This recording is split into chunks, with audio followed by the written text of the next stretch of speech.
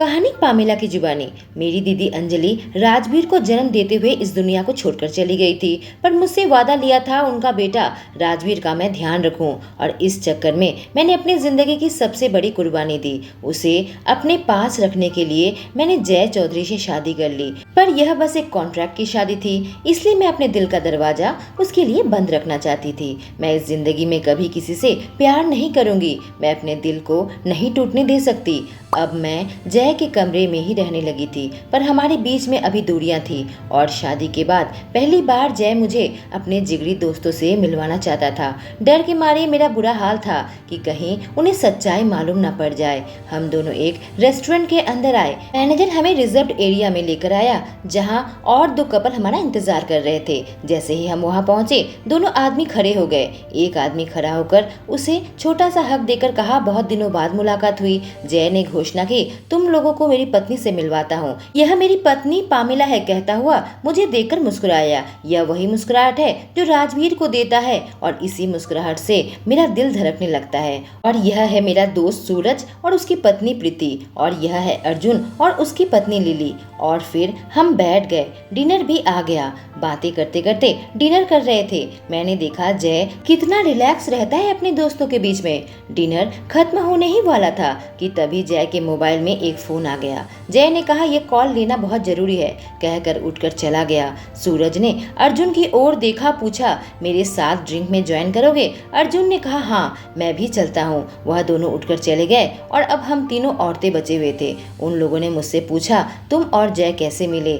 हमें तो लगा था जय कभी शादी ही नहीं करेगा, तो मैंने उनको एक झूठी कहानी सुना दी, लेकिन बातें करते करते सब ठीक रहा। उन औरतों ने मुझे बहुत ही जल्दी दोस्त बना लिया और चैट करने के लिए अलग ग्रुप भी बना लिया। तभी लिली उठी, बोली मुझे वॉशरूम जाना है। तब मैंने देखा वो प्रेग्नेंट है। लिली को वॉशरूम जाता देख अर्जुन भी उसके पास आ गया, उसकी मदद करने लगा, और हम बैठे बैठे उन दोनों का प्यार देखने लगे। अब मैं और प्रीति बातें करने लगे थे। जब मैंने जय की ओर देखा, वो फोन पर नहीं था, बल्कि किसी औरत के साथ बात कर रहा था। जब मैं उसे गौर से देखा, मुझे एहसास हुआ यह उसकी सौतेली माँ सुमित्रा चौधरी है। मैंने अपना माथा सिकोड़ा, यह यहाँ क्या कर रही है? प्रीति ने कहा, क्या तुम अपनी सास से मिलना नहीं चाहोगी? मैं प्रीति की तरफ मुड़ी और एक मजबूरी भरा मुस्कुराहट उसे दी। मुझे नहीं लगता, क्योंकि यह दोनों काफी सीरियस डिस्कशन में हैं, इसलिए मुझे नहीं लगता यह अच्छा होगा कि इन दोनों को बीच में ही टोका जाए। प्रीति ने कहा, ऐसा नहीं है, वो सीरियस बातचीत कर रहे हैं।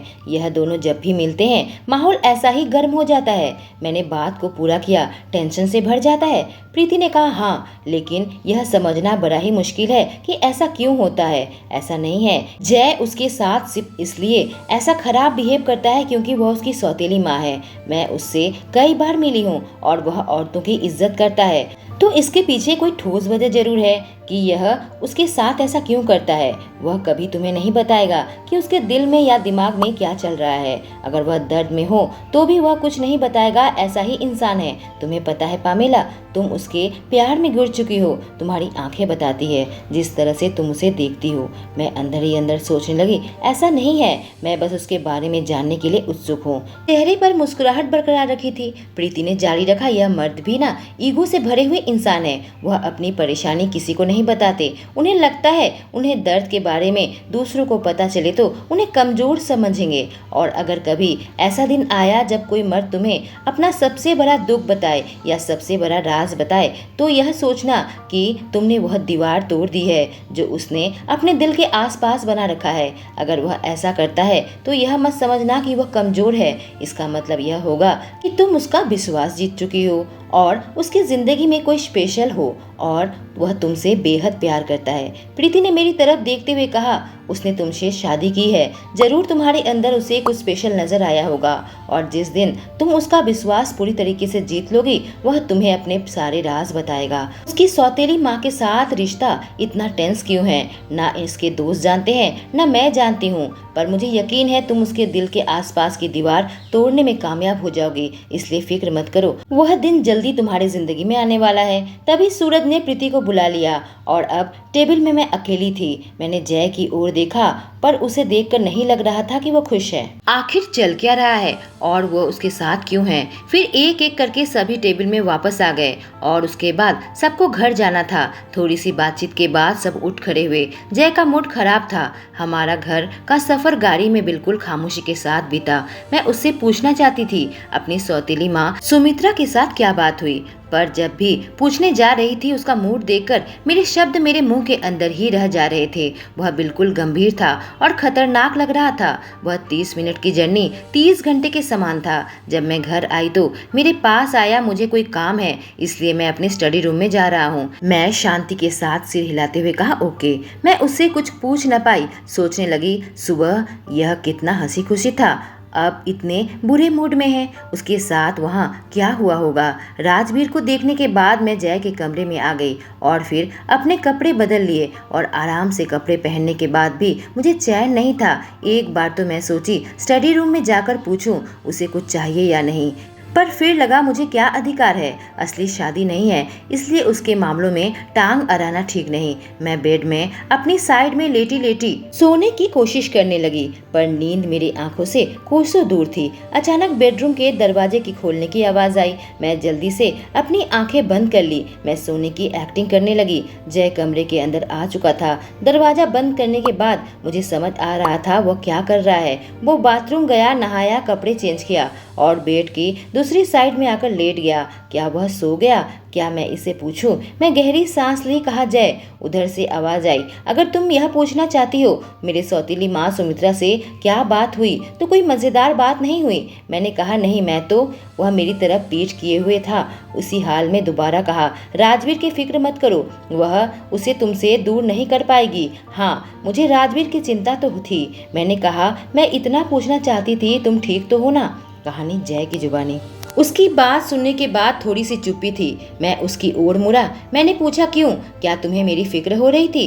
मैं बिना किसी भाव के उसकी ओर देखने लगा। ना ही मैं उसका मजाक उड़ा रहा था, ना ही टांग खींच रहा था, बल्कि मैं तो बिल्कुल हैरत में था। उसने काफी ईमानदारी से जवाब दिया, हाँ मुझे तुम्हारी चिंता हो रही थी। मैं उसकी तरफ ऐसे देखा जैसे एक पल के लिए सम्मोहित हो गया और अगले ही पल मेरी आंखें चमकने लगी। तुम्हें पता है मिसेस चौधरी, तुम मुझे यह करने के लिए मजबूर करती हो। उसके मुंह से निकला क्या करने? अपनी बात पूरी नहीं कर पाई। मैं उठा और अपने होंठ उसके होंठों पर रख दिए। मैं उसके नर्म होंठों में एक हल्की सी चुम्मी देना चाहता था। मैं उसको अपने नीचे महसूस करना चाहता था, बस यह जानने के लिए कि वह कोई झूठ नहीं है या मरीचिका नहीं है। लेकिन वह किस जो कि कुछ सेकंड का होने वाला था 1 मिनट से ज्यादा का हो गया। एक किस जो कि सिंपल होने वाली थी वह कॉफी हॉट और जुनूनी हो गया। उसने अपने हाथ मेरे सीने में कर पीछे धकेलने की कोशिश की पर मैंने उसके हाथ को पकड़ लिया। लेकिन आखिरकार मैंने उसे छोड़ा कि वह सांस ले सके। मैं अपने हाथों से उसके लटों को कान के पीछे करता हुआ उसके गालों को छुआ और कहा, तुम मुझे हमेशा चकित करती हो। अगर मैं तुमसे पूछूं या तुम्हें बताऊं कि कल मैंने जो कहा था कि तुम्हें छूना चाहता हूं, मैं तुम्हें किस कदर पाना चाहता हूं, अगर मैं कहूं वह झूठ नहीं है तो तुम क्या कहोगी? क्या तुम एक कदम आगे लेना चाहोगी? वह अवाक होकर मेरी ओर देखने लगी। शायद सोच रही थी यह बातचीत किस दिशा में जा रही है। मुझे उसके मन की दुविधा समझ में आ रही थी, इसलिए मैंने उसे साफ शब्दों में कहा, मैं तुम्हें उस हिसाब से चाहता हूँ जैसे एक पति अपनी पत्नी को चाहता है। मैं तुम्हें उस तरह से चाहता हूँ, मैं तुम्हें हर तरह से चाहता हूँ। शायद उसे अब मेरी बात समझ आई क्योंकि वह बेड पर बैठ गई और फिर मेरी तरफ भयभीत होकर देखने लगी। उसने कहा, ऐसा कुछ भी कॉन्ट्रैक्ट में नहीं लिखा था, वह तो कॉन्ट्रैक्ट के खिलाफ है। मैं एक पल के लिए उसे देखा, फिर पूछा, जो हम दोनों के बीच में है तुम क्या उससे ज्यादा कॉन्ट्रैक्ट की परवाह करती हो? तब भी जब तुम मेरे प्रति यह आकर्षण अनुभव करती हो। मुझे पता है तुम भी यह इतना ही चाहती हो जितना मैं। क्या वह कॉन्ट्रैक्ट इतना ही जरूरी है? उसने फैसला सुनाया, हाँ कॉन्ट्रैक्ट ज्यादा मायने रखता है। मैंने कहा ठीक है, फिर इसे मेरा दूसरा जोक समझ लो और सो जाओ। इतना कहकर मैं भी लेट गया और उसकी ओर अपनी पीठ कर ली। मैं तुम्हें हाथ नहीं लगाने वाला, कम से कम तब तक नहीं जब तक तुम मुझे नहीं कहोगी, इसलिए आराम से सो जाओ बिना किसी चिंता के, क्योंकि कल सुबह हमें यहाँ से जल्दी लिए निकलना होगा। उसने पूछा, पर कहाँ? मैंने कहा बॉस्टन। उसने पूछा, इतना अचानक क्यों? क्योंकि न्यूयॉर्क में रहने की और कोई फिलहाल जरूरत नहीं है। उसने पूछा, क्यों? तुम अपनी सौतेली माँ सुमित्रा से छुपना चाहते हो? यह सुनते ही मैं उसकी ओर मुड़ा ताकि उसकी आंखों में देख सकूं। मैंने कहा, मैं सुमित्रा से नहीं छुप रहा हूँ, मैं तुम्हें और राजवीर को उससे छुपाना चाहता हूँ। जितना संभव है मैं तुम दोनों को उससे दूर रखूंगा ताकि तुम लोग थोड़ा शांति से रह सको। अब जब उसने हमें यहाँ देख लिया है, राजवीर को वो हमसे दूर करने की कोशिश करती रहेगी। मेरा मेन ऑफिस बॉस्टन में है, इसलिए हम अपने मेन विला में शिफ्ट करेंगे और इस बार मैं उसे आमने सामने मुकाबला करूंगा। शायद यह बात मैं अपने आप को ही कहा। कहानी पामेला की जुबानी। गुड नाइट कहकर वो मेरी ओर पीट करके सो गया। क्या उसने कहा कि वह मुझे चाहता है, उसे मेरी जरूरत है, पर क्या मैं उसके चाहत के काबिल हूँ? पर उसकी अपनी ही क्लास है, उसने कई औरतों के साथ रिश्ता बनाया होगा जो कि मुझसे ज्यादा हाई स्टेटस की होगी। वह हाई क्लास की लड़कियों को पा सकता है, तो फिर मुझे क्यों चाहेगा? हो सकता है उसने मुझसे इसलिए शादी की होगी क्योंकि उसकी सौतेली माँ उसके कदम को नाप रही थी। अब जब वह उन औरतों के करीब नहीं जा पा रहा, वह मुझसे शारीरिक रिश्ता बनाना चाहता है। मैं उसकी नहीं हूँ, उसके हजारों में से एक ऑप्शन हूँ। उसके एक स्पर्श से मेरी सांस रुक जाती है, मेरे दिमाग में पटाखे फूटने लगते हैं। उसके लिए मेरा स्पर्श कुछ भी नहीं, क्योंकि मैं कोई भी नहीं हूँ। मेरे मन के अंधेरे कोने में जो ख्याल थे वह मेरी आंखों में आंसू ले आए। मुझे अंदाजा नहीं मैं क्यों रो रही हूँ। क्या मैं इसलिए रो रही हूँ क्योंकि उसकी जिंदगी में जो दूसरी औरतें हैं उसके मुकाबले मैं बेकार हूँ, या इसलिए कि मैं कभी उन इंसान को नहीं ढूंढ पाऊंगी जो मुझसे निस्वार्थ भाव से प्यार कर सके?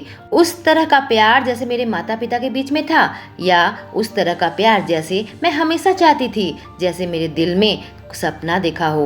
मेरे आंसू तब तक बहते रहे जब तक मुझे नींद नहीं आ गई। कहानी जय की जुबानी। अगली सुबह हम न्यूयॉर्क से बॉस्टन के लिए अपने प्राइवेट जेट में रवाना हो गए थे। मेरे और पामेला के बीच में अजीब सी खामोशी थी। राजवीर उसके गोद में बैठा हुआ था जहां वह दोनों आपस में मजे कर रहे थे। वही मैं यह सोच रहा था कि मुझ पर क्या कांटे लगे हुए हैं, क्योंकि मैं हर बार जब भी उसके करीब जाने की कोशिश करता हूँ उसके चेहरे के भाव बदल जाते हैं, जैसे कि वह काफी दर्द में है और मुझे बिल्कुल भी अंदाजा नहीं ऐसा क्यों है। और कल रात जो कुछ भी हुआ उसके बाद मैं सोच में पड़ गया कि आगे क्या करूं। मैं यही प्लान किया था कि नौकरानी पिया को अपने साथ लेकर जाऊंगा ताकि वह राजवीर का ध्यान रख सके और इसी बहाने लिली को वहां अपने साथ सोने के लिए मना सकूं। पर कल रात की घटना के बाद मुझे एहसास हो गया था इसका कोई फायदा नहीं होगा। मैं इस सच्चाई से इनकार नहीं कर सकता कि मैं उसके प्रति आकर्षित हूँ, पर उसकी मुझ पर रुचि नहीं है, ये एक तत्व है। उसके प्रति मेरी हवस एक सच्चाई है, पर उसकी मेरे प्रति घृणा एक तत्व है। उसने एक झटके से ही मुझे मना कर दिया, फिर भी मैं उसे चाहता हूँ, फिर भी मेरे दिल में उसे पाने की हवस है। वह बस मुझसे एक हाथ दूरी पर बैठी है और फिर भी मुझे चुपचाप बैठना पड़ रहा है, जिससे मुझे नफरत है, जैसे कि मुझे किसी बात की सजा मिली है। मेरी बॉस्टन की विला में कोई 24 घंटे की नौकरानी नहीं है। जहां मैं काम में अपना सिर घुसा दिया वहां वह राजवीर के साथ खेल रही थी। कहानी पामेला की जुबानी। प्लेन के सफर में हमारे बीच में खामोशी थी। मुझे कल रात की बात याद आने लगी। वह मुझे चाहता है और वह किस हॉट और जुनूनी था, और मैं इस बात को स्वीकार करती हूँ कि वह मुझे बेहद पसंद आया था।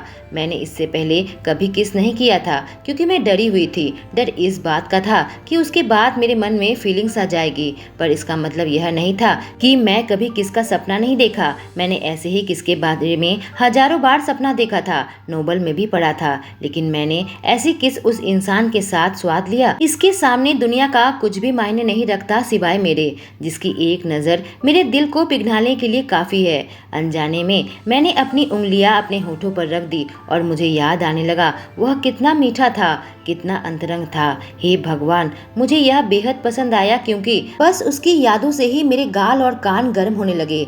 इसका जिम्मेदार जय है कि मेरा दिल इतने तेजी से धड़क रहा है, पर जय तो पहले ही एक्सपीरियंस्ड होगा और मुझे कहीं ज्यादा उसे दुनिया देखी होगी। मुझे डर लगता है कि दोबारा कोई लड़का मेरा दिल ना तोड़ दे। भले ही मैं किताबों में अपना मुंह घुसाए रखती थी। हाई स्कूल के एक लड़के से मुझे क्रश था। बाद में पता चला वह सिर्फ मेरे साथ इसलिए रहता था कि मैं उसकी पढ़ाई में मदद कर सकूं। मुझे ऐसा लगा था उसने मेरा इस्तेमाल किया और उस रिश्ते से काफ़ी निराशा हुई थी। फिर मैं जय की ओर देखा और मुझे याद आया वो किस तरह से मुझे सम्मान और दया दिखाता है, छोटी छोटी बात में जोक सुनाता है। उसके एक बार छू लेने से मेरी हालत बेहद खराब हो जाती है और कहीं ना कहीं मैं वैसा अनुभव दोबारा हासिल करना चाहती हूँ। पर मुझे डर लगता है कि वो मेरा मजाक उड़ाएगा कि मुझे कुछ नहीं आता। उसने पहले ही कह दिया है मुझे किस करना नहीं आता और प्रैक्टिस की ज़रूरत है। तो क्या मैं किस प्रैक्टिस करने के लिए दुनिया के हजारों आदमियों को किस करूं? क्या मुझे एक्सपीरियंस नहीं है? इसमें मेरी गलती है? स्टूपिड। उधर से आवाज आई, किसे स्टूपिड कह रही हो? तो उसकी बात सुनकर मैं सोच में पड़ गई। क्या मैं इतनी जोर से कहा? उसने सवाल पूछने के लिए अपनी एक भौं ऊंची की, पर मैंने चुप्पी साध ली। मैं कैसे कहती कि मैं उसे ही स्टूपिड कह रही हूँ, हालांकि मैं इतनी जोर से नहीं कहना चाहती थी कि उसके कानों तक पहुँचे। अपने होठ काटना बंद करो मिसेस चौधरी, खासकर जब तुम मुझे देखती हो, क्योंकि जब तुम ऐसा करती हो तो मेरे दिमाग में यही ख्याल आता है जो मुझे पता है कि तुम पसंद नहीं करोगी। मैंने अपनी पलकें झपकाई और वह जारी रखा, और इस शब्द के साथ क्या? मैंने मासूमियत के साथ पूछा, कौन सा शब्द? उसने कहा, स्टूपिड। मैं सोच रहा हूँ किसी ने क्या किया जो तुमसे यह तारीफ मिल रही है। मेरे चेहरे पर ग्लानि छाने लगी कि मैं इसे इस सवाल का क्या जवाब दूं। मैंने कहा, मैंने बचपन का कोई एक स्टूपिड बात याद किया था। उसने कहा, मैं यह कहानी सुनना चाहता हूँ। मैंने कहा, वह इतनी मजेदार नहीं है। उसने कहा, पर यह फैसला मैं करूंगा सुनने के बाद। शुक्र है तब तक एयर होस्टेस आ गई थी और हमें सीट बेल्ट बांधने को कहा, क्योंकि प्लेन उतरने ही वाली थी। कहानी जय की जुबानी। अपने विला में पहुंचकर मैंने उसके साइड का दरवाजा खोला। बड़े लोहे की गेट के अंदर जाते जाते मैंने उसे जानकारी दी, नौकर नौकरानी अलग क्वार्टर्स में रहते हैं, तो बेशक हम अलग अलग कमरे में सो सकते हैं। कल रात उसकी इनकार के बाद मैं उसके साथ दोबारा एक ही बिस्तर पर नहीं सोना चाहता, क्योंकि उसके साथ सोना और उसे न छुपाना यह मेरे लिए एक सजा ही होगी जो मैं नहीं भुगतना चाहता था। हे भगवान, आज तक किसी औरत के प्रति मेरे अंदर ऐसी आग नहीं लगी थी। मुझे ऐसा लगा कि मैं पागल हो जाऊंगा, पर अब तक वह आग बुझी क्यों नहीं? मुझे अंदर आता देख गार्ड दौड़ कर मेरे पास आया और मेरा स्वागत किया। उसने मुझे बताया जो लड़की विला में काम करती थी उससे जल्दबाजी में यहाँ से अस्पताल जाना पड़ा, क्योंकि उसका भाई का एक्सीडेंट हो गया है। इसीलिए तब तक सुनीता ने यहाँ की जिम्मेदारी ली है और तभी वह आ गई। जय, उसने कहा, करीब 60 साल की होगी। मैंने कहा, सुनीता तुम्हें तो छुट्टी में होना चाहिए। उसने कहा, जय तुम्हें क्या लगता है बूढ़ी हड्डियों के साथ मैं काम नहीं कर पाऊंगी? मैंने कहा, नहीं नहीं, तुम बूढ़ी नहीं हो, पर तुम्हें थोड़ी आराम की जरूरत है। उसने कहा, बेटा ऐसा मत सोचो, तुम मेरे बेटे जैसे हो। अगर तुम्हारे लिए मैं कुछ भी करती हूँ वह मुझे बोझ नहीं लगता। और तुम तो यहाँ अपनी खूबसूरत दुल्हन को लेकर आए हो। मुझे तो चिंता थी तुम कभी शादी नहीं करोगे। राजवीर को देखते हुए कहा, और यह बच्चा? मैंने कहा, यह मेरा बेटा है, राजवीर चौधरी। पहले ही वह बिल्कुल चौंक उठी, लेकिन जब उसका चेहरा देखा तो मेरे चेहरे से मिलता जुलता है। वह खुश हो गई। हम घर पर आकर बैठे कि सुनीता ने कहा, तुम दोनों के लिए कॉफी बनाकर लाती हूँ। उसके जाते ही मैंने पामेला का हाथ पकड़ा और अपने करीब खींचा और एकदम धीमी आवाज में कहा, तुम आज रात मेरे ही कमरे में सोओगी। वह बोलने गई, लेकिन तुमने तो कहा था। मैंने बात काटा, भूल जाओ, मुझे नहीं पता था सुनीता यहाँ होगी। और मेरी एक बात ध्यान से सुनो, वह भले ही इस घर पर काम करती है, लेकिन मेरी माँ जैसी है। जब तक वह यहाँ है तुम अच्छे से उसके साथ पेश आना, और उसे पता नहीं चलना चाहिए कि हमारी शादी नकली है।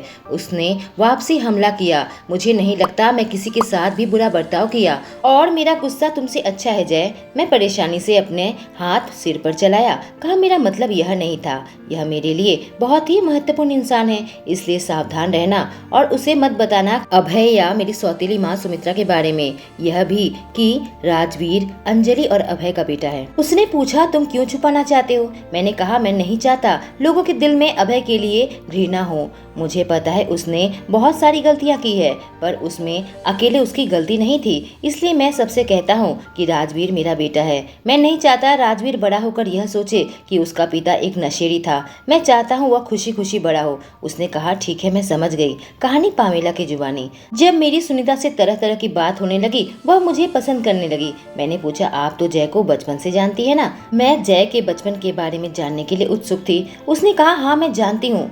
जब वह बहुत छोटा था, बहुत ही अच्छा लड़का था। फिर कहकर वह चुप हो गई। मैंने कहा, फिर क्या हुआ? सब चीज बदल गई। जब वो 5 साल का हुआ, उसकी माँ दूसरे बच्चे अभय को जन्म देने के 2 महीने के अंदर मर गई और तभी उसकी सौतेली माँ सुमित्रा उनकी जिंदगी में आई और सारा कंट्रोल ले लिया और जय बिल्कुल शांत और अकेला हो गया। मैंने कहा, लेकिन अभय भी तो उनका बेटा नहीं था। मित्रा ने सिर्फ जय के साथ ही ऐसा बर्ताव क्यों किया? सुनीता ने कहा, मुझे नहीं मालूम, लेकिन उसकी सौतेली माँ को कभी बच्चा नहीं हो सकता था और अभय सिर्फ 2 महीने का था, इसलिए उसने उसे अपने बच्चे की तरह पाला। हालांकि जय 5 साल का था और उसे अपनी माँ की याद थी। वह अचानक से एकदम शांत हो गया और सुमित्रा ने कोई कोशिश नहीं की उसके दिल की बात जानने की। सुनीता मुझे बस जय की बचपन की छोटी छोटी बातें बताने लगी, कैसे उसकी दाई माँ बनकर उसने उसकी माँ का जगह लिया, उसके दुख में उसका साथ दिया। हालांकि उसके माता पिता ने उसकी जरा भी परवाह नहीं की।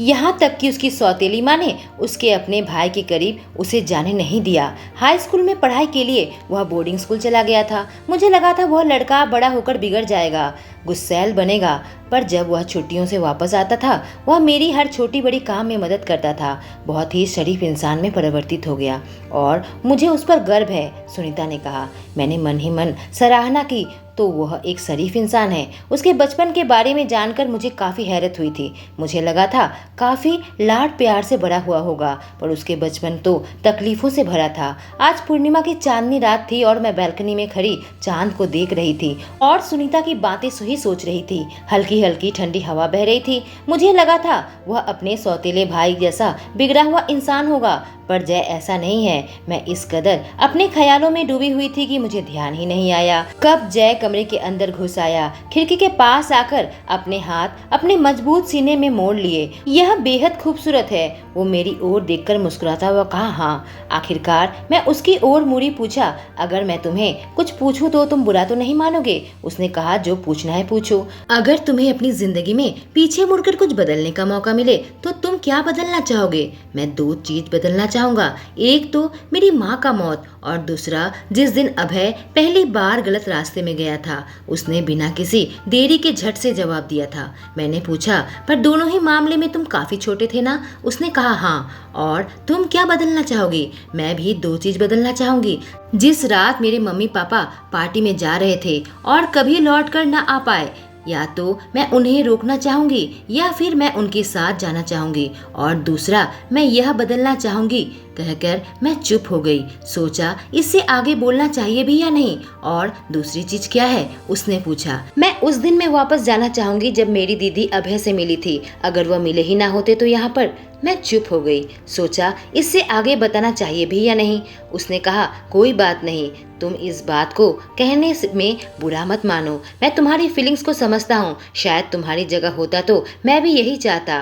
पर वह मुझे माफ़ी मांगने की अंदाज में देखा और कहा, क्या तुम उसे माफ़ कर दोगी? मैंने एक लंबी सांस ली और उसकी तरफ मुस्कुराते हुए कहा, मैंने उसे पहले ही माफ़ कर दिया था जब तुमने कहा था कि वह अब इस दुनिया में नहीं है। किसी मरे हुए इंसान के लिए मैं अपने दिल में नफरत नहीं पालना चाहती। अगर आज वह ना होता तो राजवीर भी हमारी जिंदगी में ना होता। राजवीर के लिए मैं उसकी शुक्रगुजार हूँ। चांद की तरफ देखते हुए मैंने कहा, कभी कभी इंसान को माफ़ करके जिंदगी में आगे बढ़ जाना ही सही रहता है, ताकि हम अपनी जिंदगी अपने तरीके से जी सके। वो मेरी तरफ मुस्कुरा कर कहा, तुम मुझे सरप्राइज देना कभी बंद नहीं करोगी? मैंने पूछा, जय तुमने यह क्यों कहा? मैं हैरत भरी निगाहों से उसकी ओर देखने लगी। जब मैं तुमसे पूछा था कि तुम क्या बदलना चाहोगी, मुझे लगा था तुम इस शादी को बदलना चाहोगी। मुझे लगा था तुम कहोगी जिस दिन मेरी शादी हुई वह दिन मेरी जिंदगी का सबसे बुरा दिन था। पर मैं काफ़ी अबाक रह गया कि तुमने ऐसा कुछ भी नहीं कहा। अब मैं भी काफ़ी चिंता में पड़ गई। आखिर मैंने यह कहा क्यों नहीं? यह बात मेरे दिमाग में नहीं आई। क्या मैं जय के साथ रहना पसंद करने लगी हूँ? जय ने पूछा, पामेला क्या तुम तुम हमारी शादी के लिए अफसोस करती हो? जब मैं खुद से पूछा, ऐसा कोई जवाब मेरे दिमाग में नहीं आया। मैंने कहा नहीं, पर मैं खुद ही हैरत में पड़ गई। यह शब्द मेरे मुंह से कैसे निकल गए, जो कि सच्चाई है। तुम यह फिर से कर रही हो? मेरी तरफ गहरी दृष्टि से देखता हुआ कहा। मैंने पूछा, क्या कर? इससे पहले कि मैं अपनी बात खत्म कर पाती, उसने अपना सर नीचे किया और उसके होठ मेरे होठों पर थे। कहानी जय की जुबानी। मैंने अपना सर झुकाया और उसके होठों पर अपना दावा जमा दिया। यह किस इतनी खूबसूरत थी कि पामेला भी खुद को रोक न पाई और इस बार उसने मेरे मुंह के अंदर अपनी जीभ डाल दी। मैंने अपना एक बाजू मोड़कर उसके कमर को पकड़ा और उसे अपने और करीब खींच लिया और मेरी उंगलियां उसके लंबे मुलायम बालों में धंस गए। मैंने अपने चेहरे को ऐसी पोजीशन में लाया कि किस और गहरी हो पाए और वह पूरी तरह से गीली हो चुकी थी। उसके होठों के अंदर मेरे जीभ थे और पामेला की उंगलियां मेरे बालों के अंदर धंसी हुई थी। वो मेरी किस का जवाब दे रही थी। उसके वक्ष मेरे सीने के गर्मी के खिलाफ दबे हुए थे, जिसे हम दोनों महसूस कर पा रहे थे। उसके सारे इनकार इस किस की गर्मी के सामने पिघल गए थे। जो चीज उसे अब तक रोक रखा था, वो सारी दीवार टूटती जा रही थी। मैंने कहा, बोलो पामेला, अगर तुम्हें चाहिए तो तुम बोलो। उसने अपनी आंखें खोली और मेरी तरफ देखा। उसकी आंखें अश्रु से धुंधली हो गई थी। ऐसा लग रहा था कि सुध बुध में नहीं है। वह मेरी तरफ ऐसे देख रही थी जैसे एक पल के लिए उसकी सांस लेना भूल गई हो। जब उसने कोई जवाब नहीं दिया, मैंने कहा, पामेला। मैंने अपना अंगूठा उसके होठों पर हल्का सा चलाया। अब भी वह मेरे बेहद करीब थी। मैंने कहा, अगर मैं इससे ज्यादा चलाया तो मैं फिर अपने आप को रोक नहीं पाऊंगा। मैं जानता हूँ तुम मुझे उतना ही चाहती हो जितना मैं तुम्हें चाहता हूँ, लेकिन पहले मैं तुम्हारे मुंह से वह शब्द सुनना चाहता हूँ। उसने मेरी ओर देखा। उसकी सांसें रुक गई। वह शायद दूसरी दुनिया में चली गई थी। उसके कदम जमीन पर नहीं थे। मैं उसके कमर से हाथ हटाने लगा, पर जैसे ही उसे एहसास हुआ कि मैं उसे छोड़ रहा हूँ, उसने अपने हाथों से मेरे कंधे को कसकर पकड़ लिया और मेरे होठों को चूमते हुए कहा, मैं तुम्हें चाहती हूँ जय। यह सुनकर मैं उसे हल्का सा उठा लिया और दीवार के साथ टिका दिया। उसने अपने पैरों को मोड़कर मेरे शरीर के साथ लपेट लिया। कहानी पामेला की जुबानी। इस किस में बिल्कुल दूसरी दुनिया में चली गई थी। मुझे और चाहिए था। मेरे मन में हजारों सतर्क बानी चल रही थी। उन सबको मैं अनदेखा कर दिया क्योंकि मेरी अपनी जरूरतें थी और बहुत देर हो गई थी। मैं उससे दूर नहीं हो सकती थी क्योंकि मैं कमजोर पड़ गई थी। मैं उन्हें अपने अंदर महसूस करना चाहती थी। उसने मेरी परमिशन मांगी। जब मेरे मुंह से कुछ ना निकला, वह मुझे छोड़ने वाला था, तभी मेरे मुंह से निकला, मैं तुम्हें चाहती हूँ जय। मुझे एक परम आनंद की अनुभूति होने लगी। मेरे पेट में उसके शरीर के कड़क होते हुए अंग धंस रहे थे। मेरे गाल और लाल हो गए थे। दिल की धड़कनें और तेज हो गई थी और पैरों के बीच में मैं महसूस कर पा रही थी मेरा शरीर प्रतिक्रिया कर रहा था। उसने फिर से किस शुरू किया, जिससे मेरे दिमाग के अंदर पटाखे फूटने लगे थे। मुझे एहसास हुआ कि मेरे गाउन को उतारकर उसने जमीन पर गिरा दिया था और मैं ठंडी हवा में हल्की सी कांप उठी, या फिर मेरे जिस्म में उठ रही नई अनुभूति के कारण। उसने मुझे नई दुल्हन की तरह गोद में उठा लिया और अपने बेड की तरफ चलने लगा। बोला, एक बात याद रखना मिसेस चौधरी, वापस आने का और कोई रास्ता नहीं है। मैं मन ही मन सोची, उसे पता है कैसे कुछ ही मिनट में मैं अपने विचार बदल लेती हूँ, इसलिए वह एक भी पल इंतजार करने को तैयार न था। दोस्तों, आज वही पूर्णिमा की रात थी। इसके बारे में उन दोनों के बीच में हंसी मजाक चल रहा था जो आपने पिछले भाग में सुना था। क्या इस पूर्णिमा की रात गवाह बनेगा इनके मिलन का और साथ ही हंसी मजाक का, जो कि कुछ ही लम्हों में उनकी जिंदगी में आने को खड़ा था। लगता है यह रात काफी लंबी चलने वाली है, इसलिए थोड़ा सा इंतजार कहानी के अगले भाग के लिए। आपके प्यारे प्यारे कमेंट्स का इंतजार रहेगा। Thank you.